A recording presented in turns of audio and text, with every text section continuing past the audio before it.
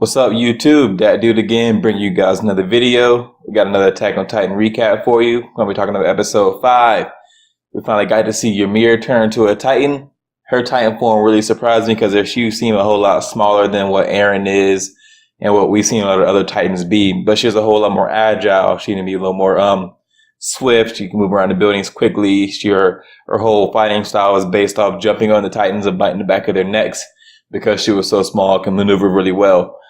But beyond that, this episode really was not all that fulfilling to me. I expected to get more backstory on Krista, or as we know now, her name is Historia, and Ymir, and find out more about them. We got a flashback episode that showed a little more of their relationship and like why they're so close. But beyond that, we don't really get to know much more about them. Like we know Historia or Krista, whichever name you want to call her. She comes from a family that's apparently high within the church. And I think she's the daughter of a mistress or something like that from the head of the family. And so she has to live apart from her family. But maybe the fact that she's from that family would give her some information about why the Titans are in the wall and some of that kind of stuff. So they hint at her backstory, but we don't really get to know it fully. And Ymir, we still don't really know a damn thing about Ymir. We know Ymir can turn to a Titan. And we know Ymir. She can relate to Krista on a level that, I guess she is an outcast for some reason. I wonder what she's outcast from. Like, Ymir can turn into a Titan. So is she an outcast from the other intelligent Titans or like human/Titans? Is she outcast from them? Or is she an outcast from her original family because she can turn into a Titan? Like, I wonder how that'll work out. We don't really get much information on that. So this episode didn't really give us much. Like, it was a nice little action scene between Ymir fighting Titans, and then the other soldiers coming at the very end. You get to see Eren finally kill his first Titan. I guess it's kind of cool. I didn't actually realize that he hadn't killed a Titan yet in his human form until he mentioned it. So there's something there. But like I said, this episode moved kind of slow. The episode is the flashback with Krista and Ymir in the snow. That was really slow paced. We do get to see like a little glimpse of Krista's personality, how Ymir calling her out about being really selfish.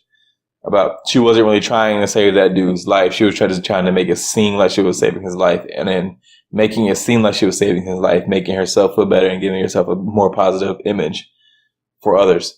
So, I really do hope in the future we get to see more of Krista's personality and Krista's backstory, because she seems to be a very important person as far as the series is going to go.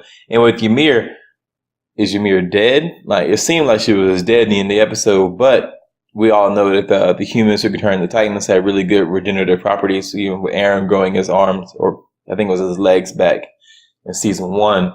So hopefully she lives and they can interrogate her, get some information out of her, and hopefully we get to see her and Eren fight side by side. That'd be really cool.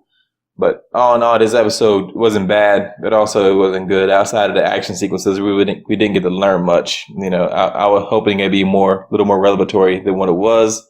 But hey, that's the episode we got.